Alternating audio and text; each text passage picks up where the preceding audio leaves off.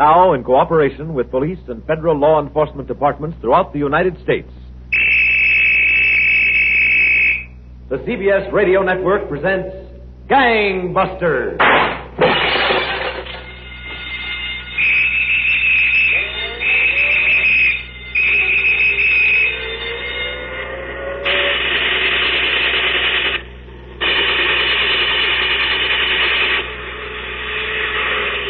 Gang Busters, the only national program that brings you authentic police case histories, has asked Lieutenant Thomas J. McGrath, retired, Chicago Police Department, to narrate by proxy tonight's case. Lieutenant McGrath. Thank you. And good evening, Gang Busters listeners. Because state boundaries and city limits mean nothing to a criminal, the police of one jurisdiction must often call upon those in another for assistance in trapping a fugitive. Such assistance is invariably offered most generously for many reasons. Principally, because a fugitive loose in a city will eventually become a lawbreaker there. To show how it works, let's begin one summer afternoon a few years ago in the city of Chicago. In a lunchroom on Madison Street, west of the river, a man in his middle 30s sat at a table waiting for the waitress to bring his order.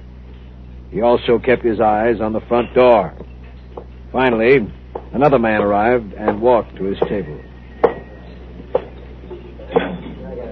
Hello, Nicky. How are you, John? Long time no see. Sit down. Yeah.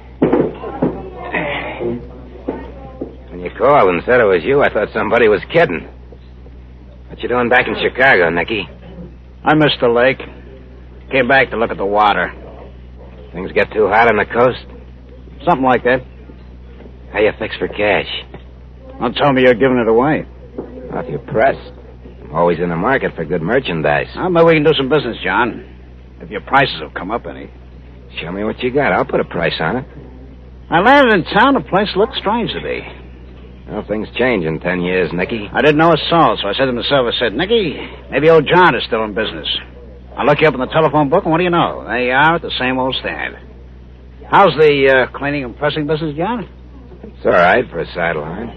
Bring whatever you got around. I'll make you a deal. Got one piece with me. Let's see it. Sure. Things are hot on the coast, huh? Lukewarm. Diamond ring. Genuine antique. I'm going to stick around Chicago, John. I got myself a two-bit job in wholesale grocers. Job's a good thing. 500 on the ring, Nicky. Give it back. Genuine antique. Okay, suit yourself. Here you are, mister. Oh. Hi, John. A hamburger, Liz. Not too well. A cup of coffee. Okay, John. Hey, that's a nice ring. You're telling me? It's the kind of ring a girl dreams about. Go on, Liz. We're talking business. Oh, you know it's business. Bet you don't break your back on that job, Nicky. Just a few pencil points. I'm a checker. What'd you call that waitress, Liz? Yeah, why? Not a bad-looking trick. Well, maybe I can fix it up for you. I can do my own fixing. Yeah? Here she comes. See how far you can get. You want your coffee now, John? No, later. Okay. How's the beef, mister? Great. What there is of it. Say, I've been away a long time. Maybe you'd like to show me a few of the new spots around. And maybe I wouldn't. What do you have for dessert? Apple pie's not bad here, Nicky. If a girl treats me right, I treat her right. Do you want dessert or don't you? I got 5 on the table. Apple pie sounds okay. No, John, I don't think I'll sell you the ring. No, I don't think so. Well, it's up to you.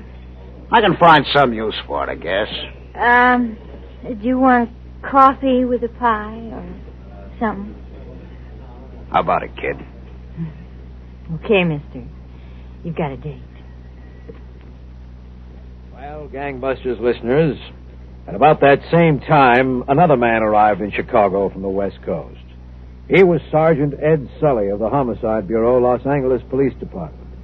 He checked his bag at the LaSalle Street station and took a cab to the police building at 11th and State, where he was immediately shown to the office of Lieutenant Peter Sukor. Hello, Lieutenant. Oh, come and sit down. Yeah, thanks. How was the trip? All right, fine, I guess. Oh, this is Detective Joe Cecily. Sergeant Sully. Hi, how are you? Hey, you got a hotel? Yeah, I got a reservation at the Royal. Oh, it's a nice place. Where's your bag, Sergeant? Outside? No, I checked it in the station. Well, we can pick it up later. Now, this guy, Nicky Small, we haven't got anything on him here. He was never arrested here under that name. No, I don't guess he was. We don't think he started to use that name till he got out to the coast.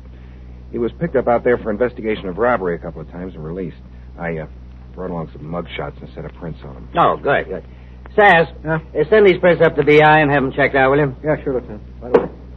So, how long has it been since this Nicky left Chicago? Oh, 8-9 years. It's a long time. The information we got says that at that time he hung out on Madison Street near the river. It's a lot of territory. And rough territory. Prints are on the way up, Lieutenant. Oh, good. Who'd he kill anyway, this Nicky? Well, he and 3 others tried to shake a restaurant owner. They found his money and beat him to death. Nice boys. We got 3 of them. They told us Nicky originally came from Chicago, and they thought he was headed back here. Well, pretty much of a long shot. In addition to the cash, they took some jewelry. Nicky's part of the jewelry was an antique diamond ring. Oh, yeah, I saw the circular on that. The chief sent the circular along with the letter. What do you think, Sass? We can try. Yeah. I'll tell you what, Sergeant. Sass will drive you over for your bag and get you settled in the hotel, and then we'll start checking around that neighborhood. Okay? It's okay with me, Lieutenant. We'll help you find him if he's here. Well, after coming 2,000 miles, he better be here.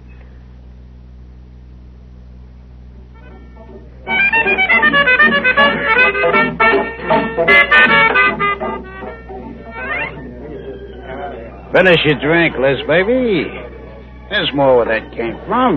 I don't need any help from you. I can finish it without you putting your arm around me. What kind of a sport are you anyway? Not the kind of sport you think, Nicky. Now, keep your distance. If I'd have known it was going to be like this, I wouldn't have given you a second look in the restaurant. I got a lasso and dragged you out with me.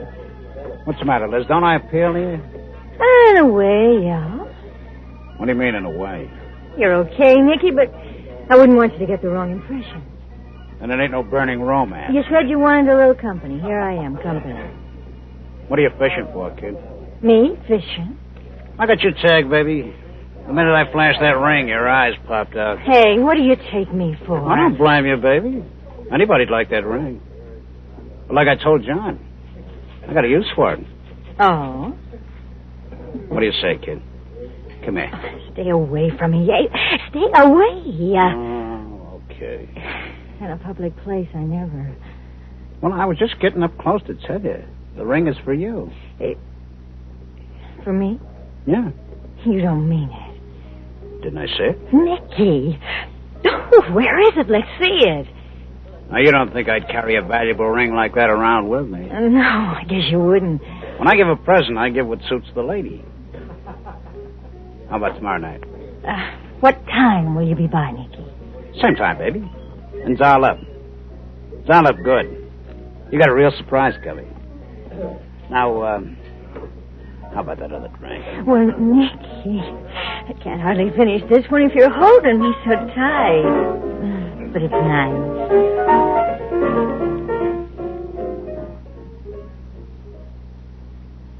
So, Gangbusters listeners, as the fugitive was getting settled in Chicago, detectives began the tremendous job of canvassing the district west of the Chicago River between Madison Street and Cermak Road, showing the fugitive's photograph to merchants, hotel clerks, and rooming house operators. Late the next afternoon, Sergeant Sully and Lieutenant Sukor were walking together down Madison Street. Well, I guess it's pretty hopeless, Lieutenant.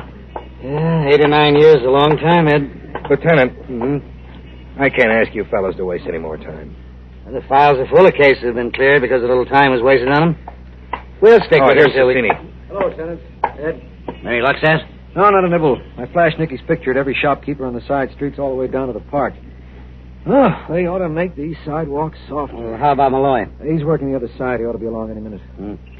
What do you say, Ed? You willing to call it a day? Sure, Lieutenant. Some of the stores are closing anyway. There's no need of you fellas going any farther with it. I'll cover the rest of the neighborhood myself tomorrow. That's a big order, Ed. We'll stick with you one more day. How about it? You got a deal. Come on, Sass. Let's find Malloy and get out of here. Lieutenant, you got another deal.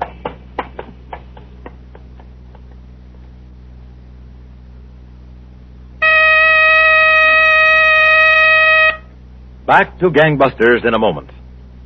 Here are some sensible thoughts for amateurs in the investment field.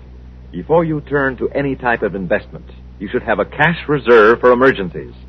And before you turn to speculative investments, you should have a growing amount of non-speculative United States defense bonds, whose interest is guaranteed.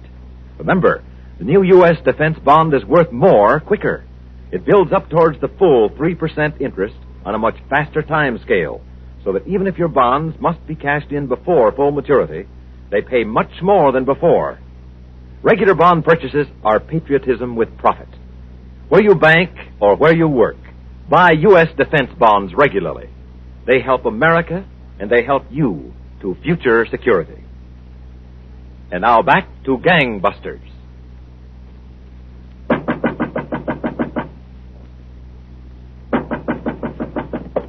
Okay, all right.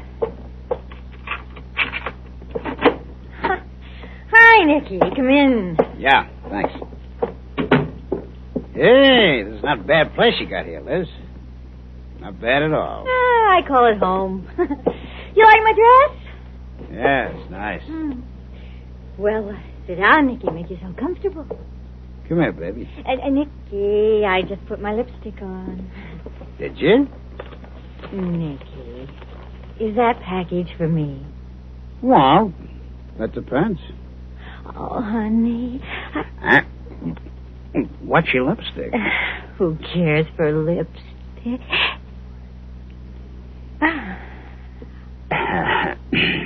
I guess this package is for you. Gee, it's kind of a big package for a ring. Well, I had to do a job of wrapping for something that fitted you so perfectly. I guess you did. Well, go on, open it. Oh, sure. Oh, this is really something. It's just a... Nicky. What is this, anyway? Just what it looks like. A bottle of pickled onions. We got 1 million of them where I work. You want some more? Why, you... Yeah, go on. What do you think I am? I'll tell you what you are. Trying to con me out of that ring. Go on, get out of here. I just want you to know that nobody plays me for a chump. Nobody. Nobody, you understand? Please. You understand? Yeah, I understand. We'll see if you understand this.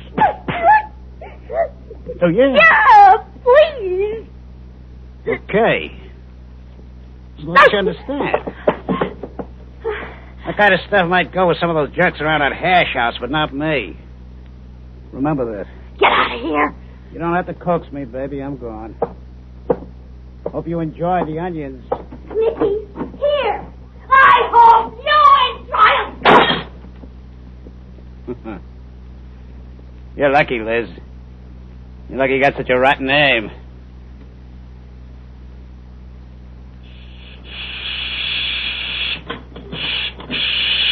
For crying out loud, John, will you stop that pressing and talk business with me? I want to make a deal for this stuff. Look, Nicky, in the first place, nobody asked you to come. In the second place, a customer's coming back for this suit in half an hour. I promised I'm going to be pressed. What's more important, the cleaning business or making a deal for this stuff? I got to get back on the job.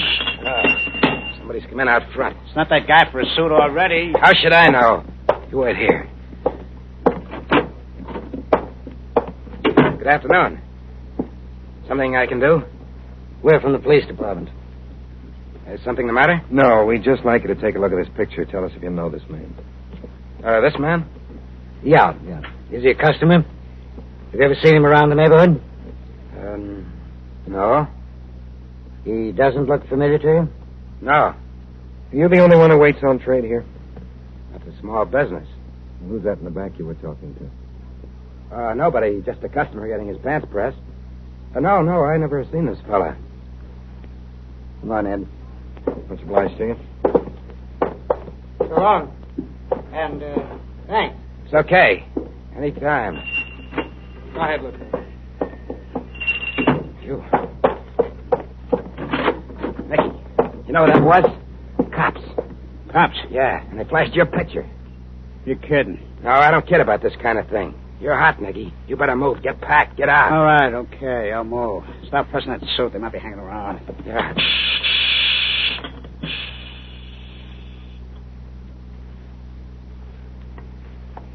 Well, Lieutenant, I guess we might as well call it quits after today, huh? Well, we still have a little while to go, Ed. Only takes one break. Yeah, but where is it? Yeah. How about a cup of coffee? Sure, why not? Come on, we'll duck into that place there. Doesn't look too bad. No, not too bad. Go on. Counter or table? Well, how about that table there? Good enough.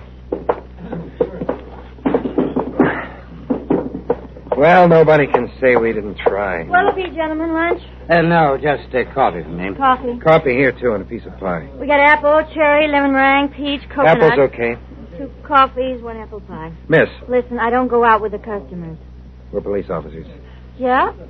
So? Take a look at this picture. Tell me if you ever saw the man in here, will you? Well, yeah, sure. If you... Hey, it's Nicky. What? You know him? Yeah. What's he done? When'd you see him?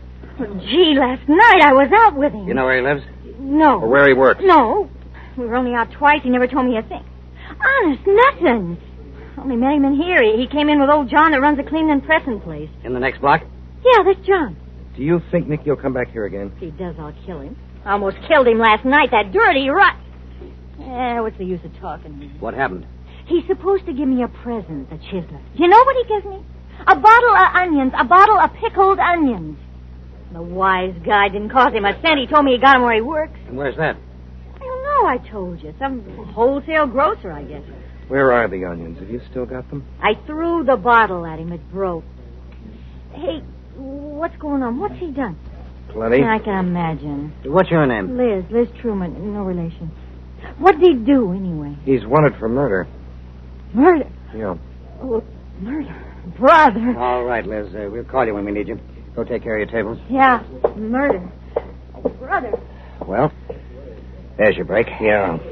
We ought to start checking all the wholesale grocers around here. Well, the first thing I'd better call in and get 2 men to stake this place out. It's a good idea. He might show back here. What about this John? We'll stake his store out, too. Huh? Feel better, Ed? Yeah. A lot better. We were fishing without even a line. Now at least we've got a hook. We'll come up with a fish, too. Just wait.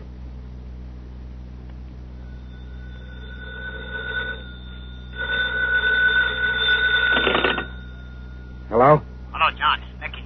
Gotta see you. They got the store staked out, Nicky. Stay away. What about the merchandise? I gotta make a sale. You want to land us both in the can? Stay away. I bought a car. I need the cash. I'm pulling out tomorrow afternoon. Well, you better start pulling out right now. You're hot. The car won't be ready. Get off the wire, Nicky. Listen, John. Well, I got to get off the wire. So long, Nicky. Good luck.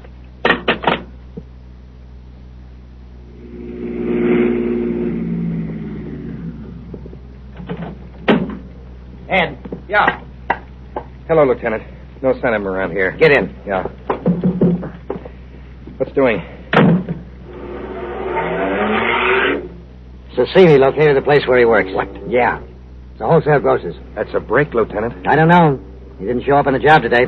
Oh, I knew it was too good to be true. Today's payday, and he's got a week's pay coming. If he thinks we're close to him, he'd be a fool to show up for it. Well, let's play him for being a fool. We'll stake the place out and hope for the best.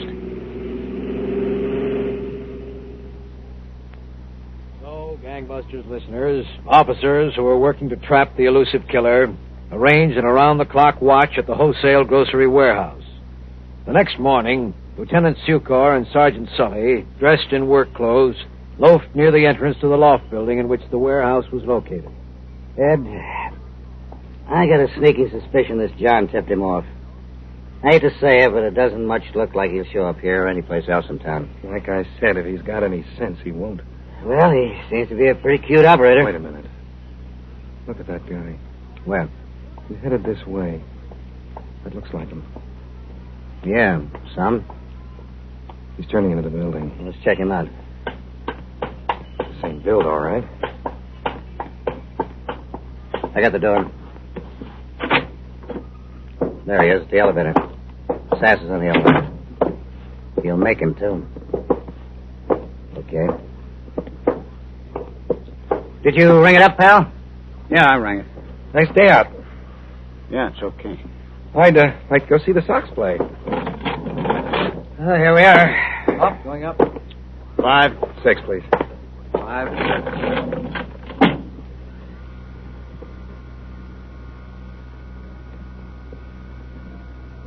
Listen, Nicky. Hey, what's the idea? Stop it, Sass. Yeah.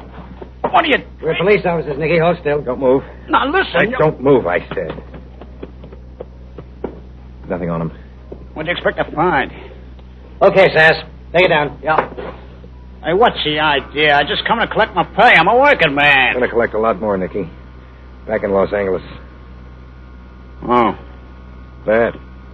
Yeah, that. It's a rap for murder. So, Gangbusters listeners, this killer was flushed out from among 3 million people by Los Angeles and Chicago officers. He was returned to Los Angeles and placed on trial for murder with his confederates in the crime. All were found guilty and are now serving maximum sentences of life imprisonment in various California institutions. Thank you, Lieutenant Thomas J. McGrath. Now, Gangbusters Nationwide Clue, broadcast every week as a public service to assist American police in their war against the underworld. Attention all citizens. Be on the alert for John Othello Evans, wanted by the FBI for unlawful flight to avoid confinement for the crime of robbery. Listen carefully to his official description.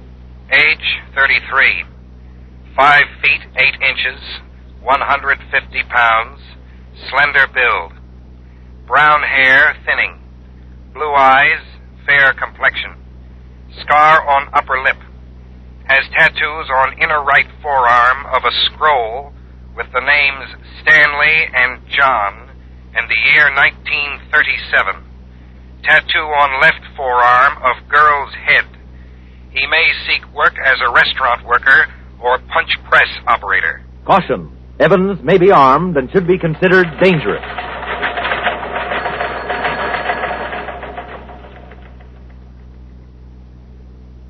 If you have any information concerning this clue, notify your local police, the nearest office of the Federal Bureau of Investigation, or Gangbusters at once.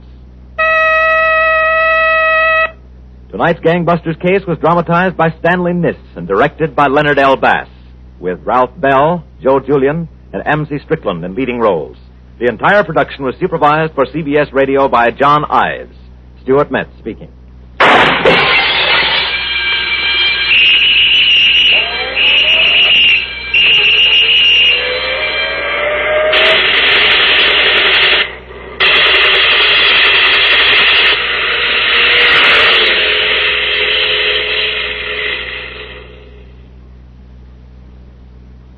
Gangbusters, a production of CBS Radio in cooperation with Phillips H. Lord, is brought to you each week, same time, same CBS station.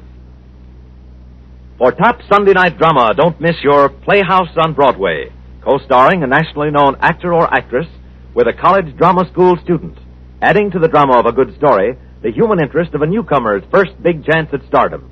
Also Sunday nights on CBS Radio, listen for Inner Sanctum, where the atmosphere keeps cool in spite of the weather, where there are chills and thrills for every member of the family. Tomorrow night, enjoy Playhouse on Broadway and Inner Sanctum for two rattling good stories on most of these same CBS radio stations. This is the CBS Radio Network.